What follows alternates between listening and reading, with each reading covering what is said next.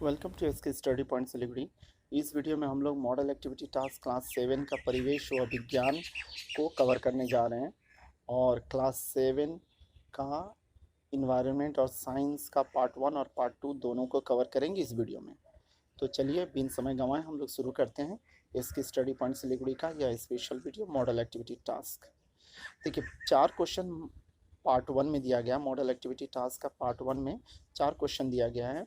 इसमें दूसरा क्वेश्चन में थोड़ा करेक्शन कर लीजिएगा।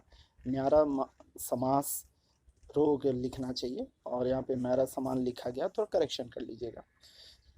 ठीक है, आगे बढ़ते हैं। देखिए पहला क्वेश्चन है जिसमें दिया गया है किसी वस्तु का तापक्रम या तापमान 40 डिग्री सेल्सियस होने पर फ़ारेनहाइट स्केल में उसका तापमान कितना होगा यह निकालना है। ठीक है, कोई बड़ा क्वेश्चन या हार्ड क्वेश्चन है नहीं। अब देखिए, अब जानते हैं कि C/5 इक्वल टू F-32/9 होता है, तो इसको हम लोग मल्टीप्लाई कर लिए। देखिए 9/5 into C equal to F-32 लिख लिए, तो F-32 इक्वल टू कितना हो गया 9/5 इंटू C। अब इस 32 को इधर भेज दिए तो कितना हो गया 9/5 C प्लस 32 हो गया। अब C का वैल्यू कितना है 40 डिग्री, इसको यहाँ से इसमें लिख दिए तो 5 ने काटा इसको कितने बार 8 बचे 40। ठीक है, समझ में आ गया होगा। ठीक है, अब ध्यान से समझिए, समझ में आ ही गया होगा उम्मीद कर रहा हूँ। तो देखिए यहाँ पर इसने काटा 8 8 9 72 72 और इसको जोड़ने से 104 हो गया। तो इस तरह से आप इसको सॉल्व कीजिएगा। अगर मान लीजिए आपको कन्फ्यूजन होता है कि नहीं इतना नहीं करना है, तो डायरेक्टली आप इस फॉर्मूला को लिखिए यहाँ से यहाँ तक और इसको सॉल्व कर लीजिए, कोई दिक्कत नहीं है, क्योंकि F इक्वल टू हम लोग 9/5 इंटू C प्लस 35 लिखते हैं और इसमें वैल्यू बैठा देने से भी हो जाता है। कैलकुलेशन सुपर का करने का ज़रूरत नहीं है, अगर आप नहीं करना चाहें तो भी चलेगा। देखिए नेक्स्ट क्वेश्चन है आपके पास, म्यारा समास रोग के लक्षण बताना है। म्यारा समास का लक्षण, म्यारा समास एक कुपोषण रोग है जिसके निम्नलिखित लक्षण है। शरीर की पेशी का अत्यधिक नुकसान होता है इसमें, हड्डी बाहर से स्पष्ट दिखाई देते हैं, मतलब हड्डी हड्डी दिखता है, मांस शरीर में नहीं रहता है, चमड़ा जगह जगह से सिकुड़ जाते हैं, हाथ पैर बहुत पतला पतला हो जाता है। ठीक है, ये चारों पॉइंट लिख लीजिएगा, काफ़ी है। नेक्स्ट क्वेश्चन देखिएगा, नीला थोथा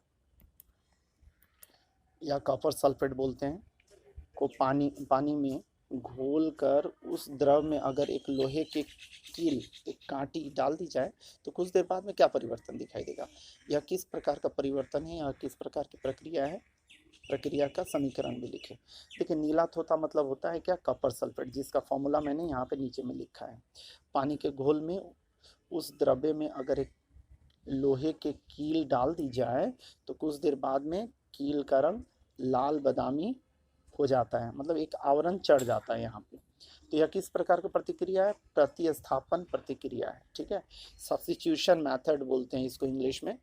तो इस तरह का प्रतिक्रिया है।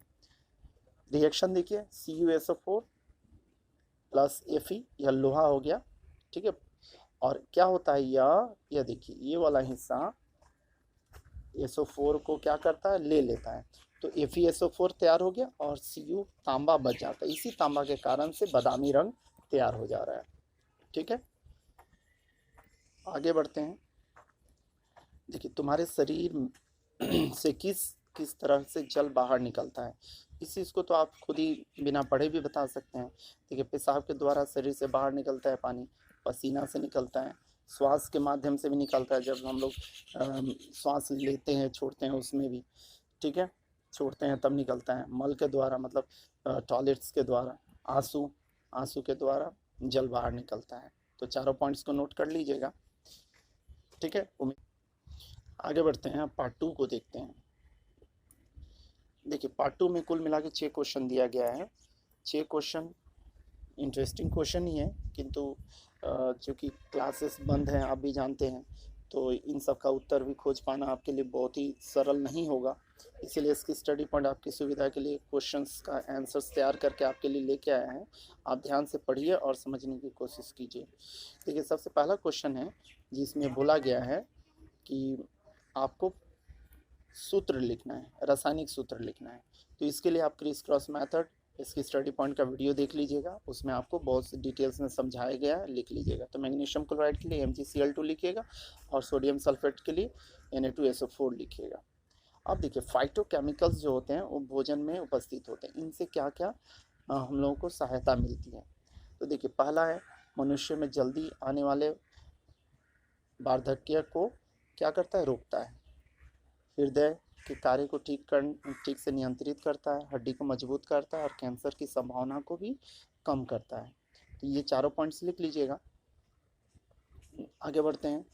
अब देखिए मिट्टी के घड़े में जल ठंडा रहता है, क्यों? मिट्टी के घड़े में अत्यंत छोटे छोटे छिद्र होते हैं जी, इस चीज़ को आप याद रखिएगा। छोटे छोटे छिद्र होते हैं और इन छिद्रों से जल घड़े से बाहरी सतह पर, बाहरी तल पर आ जाता है, जहां उसका वाष्पीकरण होता है, इवापोरेशन हो जाता है। और इवापोरेशन के लिए जो गुप्त ऊष्मा ली जाती है, लेटेंट हीट जिसको बोलते हैं, वह कहाँ से लिया जाता है? जल के घड़े के भीतर जो जल है उससे ले ली जाती है। इसके कारण से जल जो घड़े के भीतर में है उसका तापमान क्या हो जाता है? कम हो जाता है। ठीक है, ऊष्मा कम हो जाती है, तापमान नहीं, ऊष्मा कम हो जाती है, इसके कारण से वह जल ठंडा हो जाता है। ठीक है, नोट कर लीजिएगा, आसान क्वेश्चन है। नेक्स्ट क्वेश्चन देखिएगा, यह क्वेश्चन भी देखिए, प्रतिदिन chowmein, egg roll, pastry, biryani इत्यादि जैसे फास्ट फूड प्रकार के खाना खाने से क्या क्या हानि पहुंच सकती है।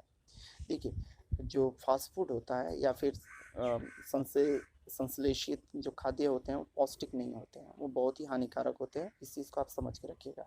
प्राकृतिक खाद्य में पौष्टिक गुण सबसे ज़्यादा होता है, इस बात को समझ के रखिए। और जो फास्ट फूड होता है इसमें क्या होता है? कृत्रिम रंग होता है। रंग देखिए, रासायनिक कार्बोनेट रासायनिक पदार्थ होते हैं। याद कीजिए, जो चाउमीन आप खाते हैं उसमें एजिनोमोटो मिला हुआ रहता है, उसी तरह से बिरयानी में आप देखिए रंग डाला हुआ रहता है, वो सब हानिकारक है। ठीक है, जो हृदय के लिए, यकृत के लिए, किडनी, हड्डी और मस्तिष्क को हानि पहुंचाते हैं। ठीक है, इतना नोट कर लीजिएगा, मेरे ख्याल से काफ़ी है आपका आंसर। नेक्स्ट क्वेश्चन देखिए, प्रत्यक्ष संयोजन अभिक्रिया क्या है? एक उदाहरण दो। प्रत्यक्ष संयोजन अभिक्रिया वह रासायनिक अभिक्रिया जिसमें किसी पदार्थ के अणु किसी अन्य पदार्थ के अणु से सीधा संयोग करता है। यह समझने की चीज़ है। एक नए गुण वाले यौगिक का निर्माण करेंगे जिसे प्रत्यक्ष संयोजन अभिक्रिया कहते हैं। उदाहरण के तौर पे आप देख लीजिए, नाइट्रोजन हाइड्रोजन का क्रिया को भी आप ले सकते हैं, जिसमें नाइट्रोजन देखिए, नाइट्रोजन यहाँ पे प्रतिक्रिया कर रहा है, नाइट्रोजन प्रतिक्रिया करके हाइड्रोजन के साथ अमोनिया गैस बना रहा है। उसी तरह से आप ले लीजिए, कार्बन और ऑक्सीजन प्रतिक्रिया कर रहा है तो कार्बन डाइऑक्साइड बना है। यह भी एग्जाम्पल हैं किसके? डायरेक्ट रिएक्शंस जो हो रहे हैं, डायरेक्ट कॉम्बिनेशन के। ठीक है, तो हम लोग समझ गए प्रत्यक्ष संयोजन अभिक्रिया। नेक्स्ट और लास्ट क्वेश्चन को देखते हैं। इसमें दिया गया है, जल जीवों के शरीर में जल की कोई 3 भूमिका की व्याख्या कीजिए। देखिए जल जो है हमारे शरीर के बनावट में अहम भूमिका निभाता है ना। तो जल करीब करीब 70% हमारे शरीर में है, तो यह बनावट में भूमिका निभा रहा है। ताप परिवाहक के रूप में निभाता है।